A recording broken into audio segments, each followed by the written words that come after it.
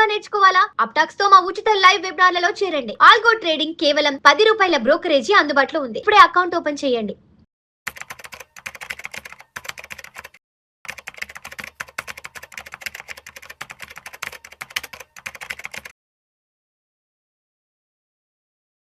నమస్తే, నేను మీ వెల్తీ చక్రధర్. ఇవాళ చాలామంది చూడండి మమ్మల్ని అడిగే క్వశ్చన్ ఏంటంటే ఎస్ఐఎఫ్స్. సో ఎస్ఐఎఫ్స్లో మనం చేయొచ్చా, ఇంకా కొంచెం ఆగాల అనుకుంటున్నారండి. స్పెషలైజ్డ్ ఇన్వెస్ట్మెంట్ ఫండ్ని మిస్ కాకండి, ఎందుకంటే ఆల్రెడీ చాలా ఎస్ఐఎఫ్స్ మనకి మార్కెట్లో అందుబాటులో ఉన్నాయి. వాటి ఎన్ఐవిస్ చూస్తే అమాంతం ₹10 80 పైసా, ₹10 90 పైసా అలా వచ్చేసాయండి. ఆల్మోస్ట్ నియర్ బై ₹11 దాకా వచ్చేస్తున్నాయి అవన్నీ కూడా. అంటే ఎవరైతే 10 lakhs పెట్టారో వాళ్ళకి హార్డ్లీ 3-4 monthsలోనే 1 lakh దగ్గరలో ఉన్నారు. రీసెంట్గా ఒక పోర్ట్ఫోలియో చూసాం మా ఇన్వెస్టర్ది.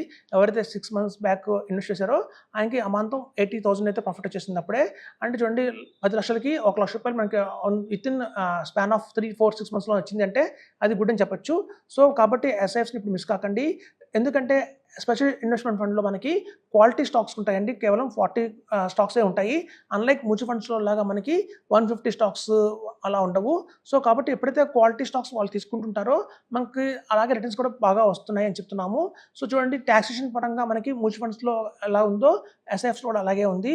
చాలామంది ఇంకా వెయిట్ చేద్దాం అనుకుంటున్నారు.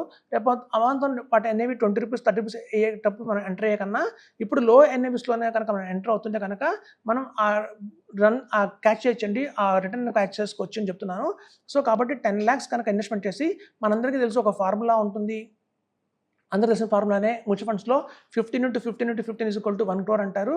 సో ఎప్పుడైతే 15,000 రూపీస్ ఎస్ఐపి కనుక 15 years మనం ఇన్వెస్ట్మెంట్ చేసుకుంటూ వస్తే ఆ పోర్ట్ఫోలియో కనుక మనకి 15% రిటర్న్ ఇస్తే మనకి 1 crore వస్తుందని. కానీ ఇక్కడ ఎస్ఐఎఫ్లో కూడా అలాంటి ఫార్ములానే ఉందండి. ఇది 10 × 10 × 10 = 1 crore అని చెప్తున్నారు. సో ఇక్కడ చూసారా, 10 గుర్తుంచుకోండి, అది 1 crore అవుతుంది. అంతే ముందు మీరు 10 lakhs ఇన్వెస్ట్మెంట్ చేయాలి.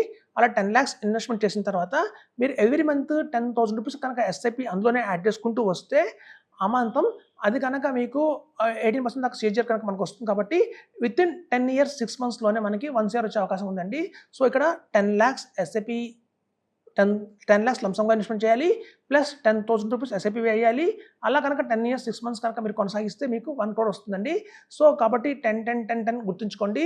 మనకి మ్యూచువల్ ఫండ్స్లో ఎలాగైతే 15 చెప్పాము, ఇక్కడ 10 అని చెప్తున్నాము. సో మీకు ఇక్కడ చూడండి, దీనివల్ల వచ్చే అధిక లాభం ఏంటి అంటే, మన పోర్ట్ఫోలియోలో ఎప్పుడైతే కనుక ఒక 10 lakhs పెట్టిన ఏదైతే ఎస్ఐఎఫ్ ఉందో అందులో కనుక అమాంతం 25 lakhs దాకా వచ్చేంత వరకు కొంత అమౌంట్ తీసి వేరే ఎస్ఐఎఫ్ కడమని చెప్తున్నాము. మనకి ఎస్ఐఎఫ్లో కూడా 2-3 వెరైటీస్ ఉన్నాయండి. ఒకటేమో ఫ్లెక్సీ క్యాప్ మోడల్లో ఒక ఎస్ఐఎఫ్ దొరుకుతుంది, దాన్నే ఈక్విటీ లాంగ్ షార్ట్ ఫండ్ అంటారు. అలాగే mid cap and small cap కాంబినేషన్లో ఒక ఎస్ఎఫ్ అందుబాటులో ఉంది, అదే ఎక్స్ టాప్ 100 అంటున్నాం దాన్ని. అలాగే సెక్టర్ ఓరియంటెడ్గా మనకు ఒక ఎస్ఐఎఫ్ అయితే ఉంది మార్కెట్లో.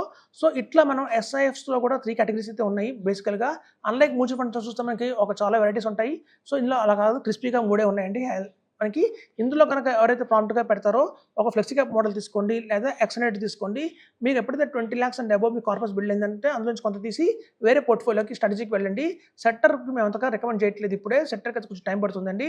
కానీ వేరే ఈక్విటీ ఫ్లెక్సీ క్యాప్ మోడల్లో ఉన్న ఈక్విటీ లాంగ్ షార్ట్ ఫండ్ కానివ్వండి, అలాగే mid cap and small cap కాంబినేషన్లో వస్తున్న ఈ X100 కానివ్వండి, మీరు అమాంతం డే 1 నుంచి ఇప్పటి నుంచి వేసేసుకోవచ్చు. అందులో మనకు ఆల్రెడీ చూస్తే ఎవరైతే గత 30 yearsగా ఫండ్ హౌసెస్ రన్ చేస్తున్నారో, మ్యూచువల్ ఫండ్ హౌసెస్ రన్ చేస్తున్నారో, ఐసిఐసిఐ కానివ్వండి, అలాగే చూస్తే మనకి కోటక్ కానివ్వండి, అలాగే టాటా కానివ్వండి, అలాగే ఎడల్వైజ్, ఇన్వెస్కో, వీళ్ళే రన్ చేస్తున్నారండి ఎస్ఐఎఫ్స్, కొత్తగా వేరే వాళ్ళు కాదు. సో వాళ్ళకి అపారమైన ఎక్స్పీరియన్స్ అయితే ఉంది, గణనీయంగా మనం ప్రూవ్ చేశారు. అంతకుముందు మ్యూచువల్ ఫండ్స్ వాటి పర్ఫార్మెన్స్ ఎలా ఉందో, సో అలాగే మనకి ఇందులో కూడా పర్ఫార్మెన్స్ అయితే బాగానే కనిపిస్తుంది మాకు. ఆల్మోస్ట్ September వచ్చేస్తే 1 year అయిపోతుంది మనకి ఎస్ఐఎఫ్స్ మార్కెట్లోకి వచ్చి. సో ఇందులో మనం చూస్తే హైబ్రిడ్ కేటగిరీ ఏదైతే ఉందో ఎస్ఐఎఫ్స్, ఎవరైతే రెగ్యులర్ ఇన్కమ్ కావాలి అనుకుంటున్నారో వాళ్ళు మాత్రం ఎస్ఐఎఫ్స్ హైబ్రిడ్ స్కీమ్కి వెళ్ళండి. ఎవరైతే లాంగ్ టర్మ్ తీసుకుంటున్నారో, అంటే వెల్త్ అక్యుములేషన్ స్టేజ్లో ఉన్నారో, అంటే ఇవాళ మన దగ్గర ఉన్న వెల్త్ని అమాంతం 10 times పెంచాలి అనుకుంటున్నారో వాళ్ళు మాత్రం ఈక్విటీ ఎస్ఐఎఫ్స్ తీసుకోండి. సో మ్యూచువల్ ఫండ్స్లో మనకి కేవలం స్మాల్ క్యాప్, మిడ్ క్యాప్ మాత్రమే ఉంచుకోండి. చాలామంది పోర్ట్ఫోలియో చూసాం మేము. అన్లైక్ మనకి 2023-24లో ఎవరైతే మార్కెట్లో కొత్తగా వచ్చారో వాళ్ళకి తెలియక చాలా బిజినెస్ సైకిల్ ఫండ్ అని, స్పెషల్ సిచ్యుయేషన్ ఫండ్ అని, ఇన్నోవేషన్ ఫండ్ అని చెప్పి అలా చాలా రకాల ఫండ్స్లో ఇన్వెస్ట్మెంట్ చేశారు. కొన్ని చూస్తే మనకు ఇండెక్స్ ఫండ్స్లో కూడా చాలా పెట్టారు వాళ్ళు, ఈటీఎఫ్స్లో చాలా ఇన్వెస్ట్మెంట్ చేశారు. సో అలాంటివన్నీ కూడా మీకు ఏదైతే నాన్ పర్ఫార్మింగ్ ఉన్నాయో మీ పోర్ట్ఫోలియోలో నాన్ పర్ఫార్మింగ్ ఉన్నాయి సార్, ఎప్పటి నుంచో చూస్తాం 3 years నుంచి 4 years నుంచి పెద్దగా ఏం గ్రోత్ లేదు దాంట్లో అనుకున్న ఫండ్స్ అన్నింటినీ కూడా మీరు ఎస్ఐఎఫ్స్కి మూవ్ చేసుకోండి. ఇది రైట్ టైం ఎస్ఐఎఫ్స్లో రావడానికి, ఎందుకంటే మార్కెట్ ఇప్పుడు కొంచెం స్టేబుల్ అవుతుంది. ఒక మంచి 2027-28 కల్లా కూడా మనం ఒక బుల్ రన్ చూసే అవకాశం ఉంది. సో ఇట్లాంటి టైంలో కనుక మనం ఎన్ఏవీస్ తక్కువలో ఉన్నాయి కాబట్టి 10 రూపీస్లో 10 రూపీస్ 50 పైసలు అవైలబిలిటీలో ఉన్నాయి కాబట్టి ఈ అమాంతం 20-25 రూపీస్ అయ్యే అవకాశం ఉంది. సో కాబట్టి ఇట్లాంటి టైంలో కనుక ఎవరైతే ఎస్ఎఫ్స్లో ఇన్వెస్ట్మెంట్ చేస్తారో వాళ్ళకి రిటర్న్స్ అయితే గ్యారంటీగా బాగా వస్తుందని చెప్తున్నాను. చూడండి, ఎస్ఎఫ్స్లో కూడా మనం 50 lakhs వచ్చేంత వరకు ఎస్ఎఫ్స్లో ఉండాలి. ఎప్పుడైతే అమాంతం మన పోర్ట్ఫోలియోలో 50 lakhs అండ్ 55 lakhs 60 lakhs వచ్చిందో పిఎంఎస్ కూడా షిఫ్ట్ అవ్వచ్చు. నెక్స్ట్ చాలామంది అనుకుంటారు సరే ఇలా షిఫ్ట్ అవుతున్నప్పుడు మనకి ఎగ్జిట్ లోడ్ పడుతుంది కదా, ట్యాక్స్ పడుతుంది కదా అనుకుంటారు. చూడండి, ఎగ్జిట్ లోడ్స్ ట్యాక్స్ అనేవి చాలా సింపుల్, చాలా చిన్న అనుకోవాలి. సపోజ్ ఇప్పుడంటే టీవీస్ అన్నీ మనకి వాల్మార్ట్ వస్తున్నాయి. సో మా చిన్నతనంలో టీవీలు అన్నీ కూడా పోర్టబుల్ టీవీ ఉండేది, బ్లాక్ అండ్ వైట్ టీవీ. అక్కడి నుంచి ఒక కలర్ టీవీ వచ్చింది. ప్రతి ఒక్క టీవీకి కింద టీవీ స్టాండ్ అనేది ఒకటి ఉంటుంది. మనం ఇంపార్టెన్స్ దేనికి ఇస్తామంటే టీవీకి ఇస్తామా, టీవీ స్టాండ్కి ఇస్తామా? ఫస్ట్ టీవీ కొంటాం, తర్వాత స్టాండ్ కొనుక్కుంటాం. అంతేకాని టీవీ స్టాండ్ ముందు కొని తర్వాత టీవీ కొనము. సో అలాగేనండి, మన రిటర్న్ ఏదైతే ఉంటుందో మన రిటర్న్ని మనం టీవీ లాంటిది, ఈ ట్యాక్సెస్ ఎగ్జిట్ లోడ్ అనేవి టీవీ స్టాండ్ లాంటిది. సో మనం ప్రయారిటీ ఇవ్వాల్సింది మన రిటర్న్కి. మనం ఎప్పుడు కడతాం ట్యాక్స్ అంటే మనకు వచ్చిన ప్రాఫిట్ 100 రూపీస్ వస్తే అందులో 80 రూపీస్ మనకి, 20 రూపీస్ గవర్నమెంట్కి. సో మనం ఈ 80 రూపీస్ని మనం అలా ప్రాపర్గా మల్టిప్లై చేస్తున్నాం అనేది మోస్ట్ ఇంపార్టెంట్ చూడాలి. ఆ వెళ్ళిపోతున్న 20% కోసం 12.5% కోసం చూడకూడదు. అలాగే ఎగ్జిట్ లోడ్స్ కూడా మనం చూస్తే 1 year దాకానే 1% ఉంటుందండి ఎగ్జిట్ లోడ్. మనకి 1 year లెస్ దాన్ 1 year అయితే కనుక చాలా మందికి తెలియని విషయం ఏంటంటే కొన్ని ఎగ్జిట్ లోడ్స్ మొత్తం ఇయర్కి 1% అనుకుంటారు. అలా కాదు, 6 months దాకానే 1%, 6 months నుంచి తర్వాత 0.5% ఉంటుంది exit load. So exit load తగ్గిపోతూ ఉంటాయి. కొన్ని కొత్తగా వస్తున్న మ్యూచువల్ ఫండ్స్లో అయితే 3 monthsకే వాళ్ళు పెట్టారు, తర్వాత ఎగ్జిట్ లోడ్ ఉంటుంది అంటున్నారు. సో ఇట్లా అన్నిటికీ ఒకటే ఎగ్జిట్ లోడ్ ఉండదండి, మారుతూ ఉంటుంది. సో కనుక మనం ఇన్వెస్ట్మెంట్ చేసి ఒకవేళ 1 year అయింది అంటే మాత్రం అన్నింటిలో కొన్ని ఫండ్స్కి మాత్రమే 1% ఎగ్జిట్ లోడ్ ఉంటుంది, కానీ కొన్నిటికి మాత్రం 0.5% ఉంటుంది.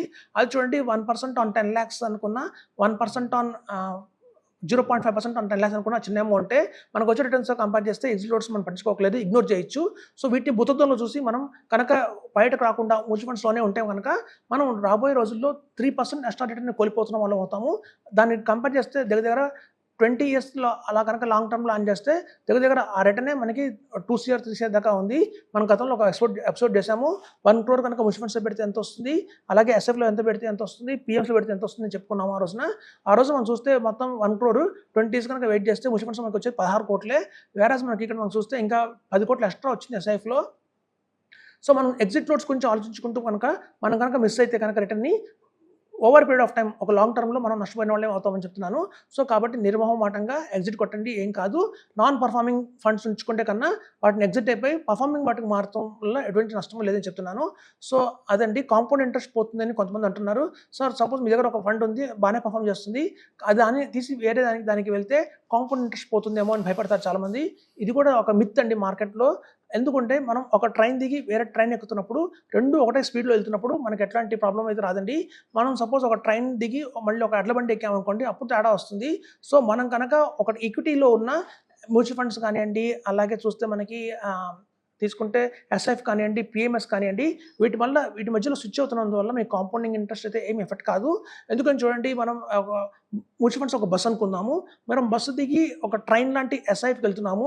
సో స్పీడ్ ఇంకా పెరిగింది తప్ప తగ్గలేదు. సో అట్లాంటి వాటికి వెళ్ళడం వల్ల మీకు కాంపౌండ్ ఇంట్రెస్ట్ ఏం నష్టపోదు. అలాగే రేపొద్దున ఎస్ఐఎఫ్లో మీకు వచ్చింది 50 lakhs వచ్చింది. సో మన ఎస్ఐఎఫ్ని మనం ట్రైన్తో కంపేర్ చేస్తున్నాము, వేరే పిఎంఎస్ని మనం ఫ్లైట్ అనుకుంటున్నాం, ఏరోప్లెయిన్. సో మనం ట్రైన్ దిగి ఏరోప్లెయిన్ ఎక్కడం వల్ల మంచిదే తప్ప స్పీడ్ ఇంకా పెరిగింది తప్ప తగ్గలేదు. సో కాబట్టి కాంపౌండ్ ఇంట్రెస్ట్ ఎప్పుడు కూడా మీరు నష్టపోవట్లేదు. మీరు మనం బస్ నుంచి ట్రైన్కి, ట్రైన్ నుంచి ఫ్లైట్కి ఎలా మారుతామో అట్లాగే మీరు మ్యూచువల్ ఫండ్స్ నుంచి ఎస్ఐఎఫ్స్కి, ఎస్ఐఎఫ్స్ నుంచి పిఎంఎస్కి మారిపోండి. సో అలా ఎవరైతే మారుతూ వెళ్తారో వాళ్ళే మనకి క్రోర్స్ అనేది అక్యుములేట్ చేస్తారు. అంతేగాని అక్కడ మనం మ్యూచువల్ ఫండ్స్లోనే కంటిన్యూ చేస్తే మాత్రం మనకి రిటర్న్స్ అయితే అనుకున్నట్టుగా రావని చెప్తున్నాను. Thank you.